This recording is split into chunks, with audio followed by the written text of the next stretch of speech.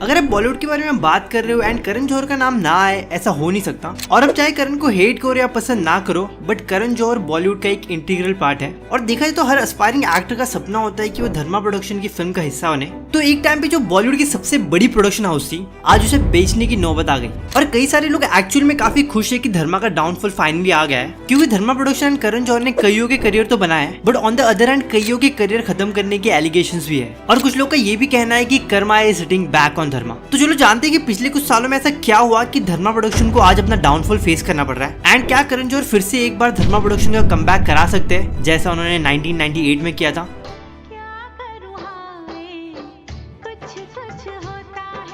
तो ये video 4 segment में डिवाइडेड है। तो पहले सेगमेंट में हम जानेंगे the rise and fall of Dharma production, second में हम जानेंगे how Karan Johar saved Dharma, third में हम जानेंगे why Karan Johar is most hated Bollywood personality, and last segment में हम जानेंगे कि why Dharma production is failing again.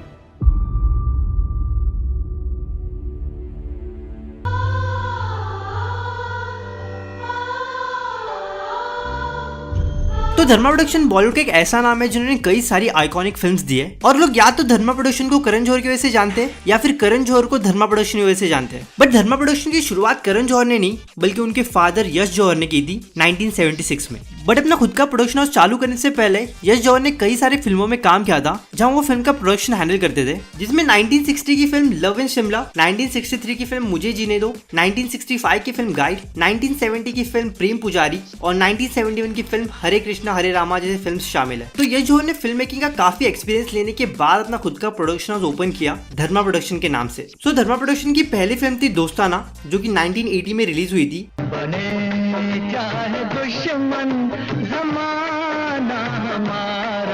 इस फिल्म में उस टाइम के काफी बड़े बड़े सुपरस्टार शामिल थे, जैसे अमिताभ बच्चन, शत्रुघ्न सिन्हा, जीनत अमान, प्रेम चोपड़ा एंड अमरीश पुरी। और ये फिल्म बॉक्स ऑफिस पे सुपर हिट रही थी, जिस वजह से धर्मा प्रोडक्शन को एक काफी अच्छा स्टार्ट मिला था। बड़ी अच्छा स्टार्ट ज्यादा वक्त तक चला नहीं, क्योंकि इसके बाद धर्मा प्रोडक्शन की back to back films flop होने लगी। स्पेशली 1990 की अग्निपथ मूवी धर्मा प्रोडक्शन का सबसे बड़ा फेलियर रहा।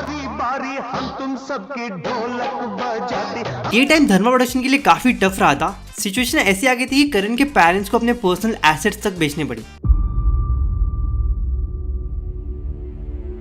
अब 90s का एरा स्टार्ट हो चुका था एंड नए एक्टर्स ने अपने कदम जमा लिए थे इंडस्ट्री में, और धर्मा प्रोडक्शन ने भी ऑडियंस के इंटरेस्ट को ध्यान में रखते हुए यंग एक्टर्स के साथ काम करना शुरू कर दिया था। बट ये चेंज भी धर्मा के फेवर में काम नहीं किया, क्योंकि 1993 की गुमराह मूवी और 1998 की डुप्लीकेट मूवी दोनों ही फ्लॉप रही थी, और इन दोनों ही फिल्म को महेश भट्ट ने डायरेक्ट किया था। सो टाइम के साथ ऑडियंस और ऑडियंस का टेस्ट भी बदल रहा था फिल्म्स को लेकर। तो अब धर्मा प्रोडक्शन को सिर्फ यंग एक्टर्स नहीं बल्कि यंग पर्सपेक्टिव की भी जरूरत थी, जो कि ऐसी फिल्म बनाए जो कि ट्रेडिशनल फिल्म मेकिंग के पैटर्न को फॉलो ना करे। एंड फिर धर्मा प्रोडक्शन का फॉर्चून चेंज करने का जिम्मा करण जौहर ने खुद अपने कंधों पर लिया। एंड फिर 1998 की फिल्म कुछ कुछ होता है के साथ करण जौहर ने अपना डायरेक्टोरियल डेब्यूट किया। क्या करो हाय, कुछ कुछ होता है।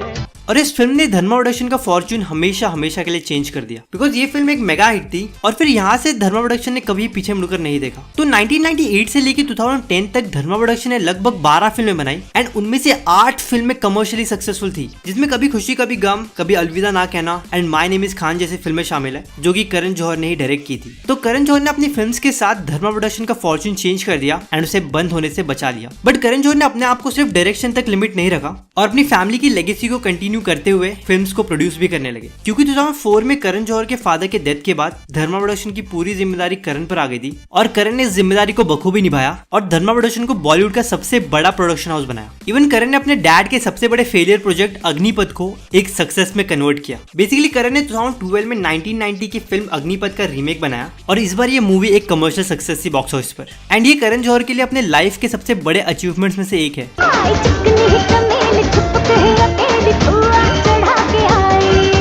धर्मा प्रोडक्शन एक चीज में काफी अच्छा था स्टार्टिंग से, वो है going with the trend. Means जब जिन एज ग्रुप के एक्टर्स का ट्रेंड चालू है उनके साथ काम करना। जैसे धर्मा प्रोडक्शन शिफ्ट हुए अमिताभ बच्चन से शाहरुख खान पर, एंड अब रणवीर, आलिया एंड वरुण से लेकर जानवी अनन्या के साथ काम कर रहे हैं। बेसिकली धर्मा प्रोडक्शन अपना फोकस यूथ और नई स्टोरीज पे शिफ्ट किया है, और नए डायरेक्टर्स एंड राइटर्स को भी चांस दिया है। बट 2020 के बाद से धर्मा प्रोडक्शन अपना मैजिक लूज कर चुका है, जिस वजह से अब उन्हें अपना डाउनफॉल फेस करना पड़ रहा है। तो धर्मा प्रोडक्शन के इस डाउनफॉल का एक मेजर रीजन करण जौहर खुद है, और ऐसा क्यों है ये जानने के लिए हमें सबसे पहले ये जानना होगा कि क्यों करण जौहर बॉलीवुड का one of the most hated personality है।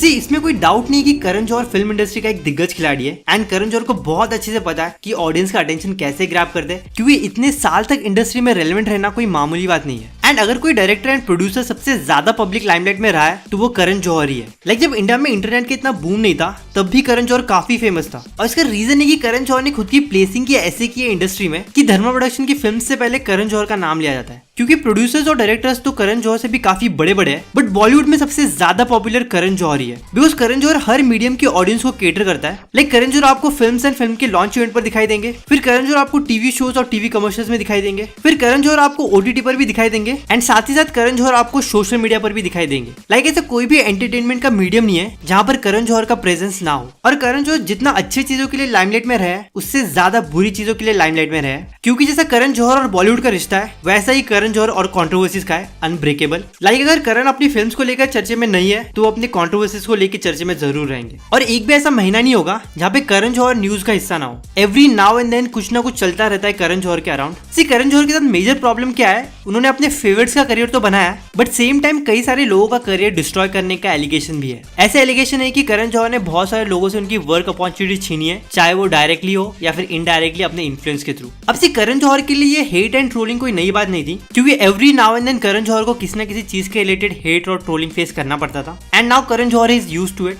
बट सबसे मेजर बैकलैश करण जौहर को फेस करना पड़ा 2020 में सुशांत सिंह राजपूत के डेथ के बाद, क्योंकि तब नेपोटिज्म को लेकर काफी आउटरीच देखने मिला लोगों में कि बॉलीवुड में आउटसाइडर्स को सेम वर्क अपॉर्चुनिटी या फिर सेम ट्रीटमेंट नहीं मिलता जैसे नेपो किड्स को मिलता है। एंड पर्टिकुलरली करण जौहर को इस चीज की वजह से काफी हेट फेस करना पड़ा, क्योंकि करण ने कई सारे स्टार किड्स को लॉन्च किया है। इवन 2020 से पहले कंगना रनावत ने करण जौहर के शो कॉफी विद करण पर नेपोटिज्म का इशू पॉइंट आउट किया था।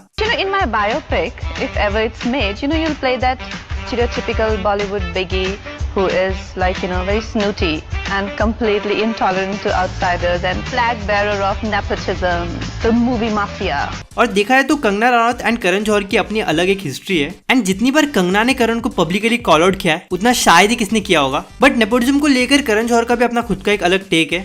Taken one whole ठेका of introducing new talent in the industry. When did I become that person? मैं जो करना चाहता हूँ मैं करना चाहता हूँ, चाहे मैं अपने फूफे के बेटे को लॉन्च करूँ या मेरी चाची के भतीजे को लॉन्च करूँ, I can do what the I want. And I don't think कि नेपोटिज्म को लेकर ये डिबेट कभी खत्म होगा। सो करण जौहर के केस में अभी ऐसा है कि ऑलरेडी काफी सारे लोग करण को हेट करते हैं, एंड फिर सुशांत सिंह राजपूत के इंसिडेंट के बाद से और ज्यादा लोग करण को हेट करने लगे। एंड आप ये अंदाजा इस बात से लगा सकते हो कि करण जौहर कितने सेल्फ सेंटर्ड है कि वो अपने शो की टीआरपी बढ़ाने के लिए अपने क्लोज लोगों को शो पर बुलाकर अनकंफर्टेबल क्वेश्चन पूछते हैं, एंड ऐसे उल्टे सुल्टे सवाल करेंगे कि वो आंसर देने के बाद वो गेस्ट को पब्लिक का हेट फेस करना पड़ता है। तो इसमें कोई डाउट नहीं कि करण जौहर को इतना ज्यादा हेट क्यों मिलता है। लाइक हर नए कॉफी विद करण के सीजन के साथ कोई नई कंट्रोवर्सी चालू हो जाती है। एंड अगर आप धर्मा प्रोडक्शन की फिल्मोग्राफी देखोगे तो आपको पता चलेगा कि धर्मा प्रोडक्शन ने majority of film star kids के साथ किया है, या फिर उन एक्टर्स के साथ काम किया है जिन्होंने खुद को स्टैब्लिश किया इंडस्ट्री में, या फिर जिनका काफी स्ट्रॉन्ग फैन बेस हो। एंड हार्डली ऐसी फिल्म होगी जहाँ किसी आउटसाइडर को लॉन्च किया हो या फिर वर्क अपॉर्चुनिटी दी हो एज ए लीड एक्टर। तो धर्मा प्रोडक्शन मेजरली अपने फेवरेट्स के साथ ही काम करता है। तो इसी तरह एक के बाद एक कंट्रोवर्सी का हिस्सा होने की वजह से करण जौहर को लोग काफी हेट करते हैं। लेकिन ऑडियंस में भी ऐसे बहुत कम लोग होंगे जो करण जौहर को पसंद करते होंगे, इवन तो वो करण जौहर की फिल्म्स पसंद करते हो, बट करण जौहर को एज अ पर्सन पसंद नहीं करते। एंड करण जौहर को पसंद ना करने के लिए सबके अपने अपने अलग अलग रीजन है, and that's why Karan Johar is the most hated Bollywood personality. क्योंकि करण जौहर के साथ ये चीज है कि वो अपने लोगों को ही आगे बढ़ता हुआ देखना चाहता है, जिस वजह से धर्मा प्रोडक्शन ज्यादा आउटसाइडर्स को लॉन्च नहीं करती। सी करण जौहर के पास नियरली 90% की ओनरशिप है धर्मा प्रोडक्शन की, एंड अब ऐसे रिपोर्ट आ रहा है कि उसमें से कुछ percent of ownership Karan Johar बेचने वाले हैं, because Dharma production currently loss में है, क्योंकि रिसेंट कुछ इयर्स में धर्मा प्रोडक्शन की फिल्म्स ने कुछ खास कलेक्शन किया नहीं है। लाइक अगर out and out commercial successful film की बात करें तो धर्मा प्रोडक्शन के लिए वो लास्ट 2019 में हुआ था। उसके बाद से उनकी मेजॉरिटी ऑफ फिल्म्स इधर ब्रेक इवन अचीव कर पा रही है या फिर उससे थोड़ा ज्यादा कलेक्शन कर रही है। लाइक मेजर प्रॉफिटेबल फिल्म जैसा कुछ भी नहीं रहा धर्मा प्रोडक्शन के लिए। एंड इवन धर्मा प्रोडक्शन पे corporate booking and fake collection के एलिगेशन भी लगे, और ये एलिगेशन किस हद तक सही है ये प्रूव नहीं कर सकते हम, बट ऐसा किया जा सकता है। इंडस्ट्री में ऐसी चीजें पॉसिबल है, क्योंकि इंडस्ट्री में किसी भी टाइप का परसेप्शन क्रिएट किया जा सकता है किसी को भी लेकर। लाइक फेक आर्टिकल से लेकर फेक कमेंट्स तक सब कुछ पॉसिबल है, एंड इवन पेड रिव्यूज भी पॉसिबल है। तो जैसा परसेप्शन आपको चाहिए वैसा परसेप्शन क्रिएट किया जा सकता है इंडस्ट्री में। Yes, of course. I can write anything. I can write me, the beautiful, handsome new Tom Cruise on the block. I can write that. It'll be printed tomorrow. I promise you. You just pay and you do. Everything is a media, right? There are paparazzi you pay, there are houses you pay, you do it because you have to build perception, you do whatever it takes. You do it, it's all fine. से धर्मा production की recent time की सबसे बड़ी film ब्रह्मास्त्र, जिसको 400 करोड़ के budget पे बनाया गया था एंड फिल्म ने नियरली 418 करोड़ का कलेक्शन किया है। वहीं जुग जुग जियो मूवी 120 करोड़ के बजट पे बनी थी एंड फिल्म ने 136 करोड़ का कलेक्शन किया है। एंड लाइगर एंड सेल्फी दोनों ही काफी बड़ी डिजास्टर मूवी थी। सो 2020 से लेकर till date Sooryavanshi and Rocky aur Rani ki Prem Kahani दोनों ही मूवी ने डिसेंट कलेक्शन किया है एंड इसके अलावा बाकी सारी फिल्म ने इधर ब्रेक इवन अचीव किया है या फिर फ्लॉप रही है। लाइक अभी धर्मा की रीसेंट फिल्म जिगरा, जिसका कंटेंट तो काफी अच्छा है बट बॉक्स ऑफिस परफॉर्मेंस काफी वीक है एंड फिल्म के ट्रेलर देखने के बाद जैसा हाइप था फिल्म को लेकर मुझे लग रहा था कि फिल्म इजीली 100 करोड़ कमा लेगी, बट जैसा जिगरा मूवी का बॉक्स ऑफिस परफॉर्मेंस है उस हिसाब से तो 50 करोड़ भी बहुत मुश्किल लग रहा है। एंड इसका रीजन कहीं ना कहीं फिल्म को लेकर जो कंट्रोवर्सी हुई है रिसेंटली वो हो सकता है, क्योंकि धर्मा प्रोडक्शन ने फिल्म के प्रमोशन में तो कोई कमी नहीं छोड़ी थी एंड फिल्म का कंटेंट भी अच्छा है, विच मीन्स की फिल्म को लेकर एक्सेप्टेंस की कमी है। और कहीं ना कहीं धर्मा प्रोडक्शन के डाउनफॉल के पीछे करण जौहर को लेकर जो पब्लिक में इमेज है वो अफेक्ट कर रहा है, चाहे डायरेक्टली हो या फिर इनडायरेक्टली, क्योंकि धर्मा प्रोडक्शन की फिल्म्स को लेकर काफी कम एक्सेप्टेंस दिखाई दे रहा है publicly. Where there is this idea that you are like this dawn of the industry and you make or break careers and everybody is afraid of you and no one can speak up against Karan Johar because you'll destroy their career the next day. I feel like Really? Have you designed this? Do you prefer it? there is this dawn and that make or break. I'm trying to salvage my own half the time, my own career. And I'm like, I don't know where all this has come from. इसके अलावा जो एक और major reason है वो है कि pandemic के बाद से ऑडियंस का फिल्म को लेकर टेस्ट चेंज हो चुका है, जिस वजह से थिएटर के अंदर हर फिल्म के लिए वैसी एक्सेप्टेंस नहीं है जैसे पहले थी। और जहां तक बात रही धर्मा प्रोडक्शन के कमबैक को लेकर, तो धर्मा प्रोडक्शन डेफिनेटली कमबैक कर सकती है, क्योंकि फिल्म बिजनेस में धर्मा प्रोडक्शन को 40 साल से ज्यादा हो चुके हैं और उन्होंने कई सारे अप्स एंड डाउन देखे हैं। तो ये भी बस एक डाउन फेज है जहां से करण जौहर धर्मा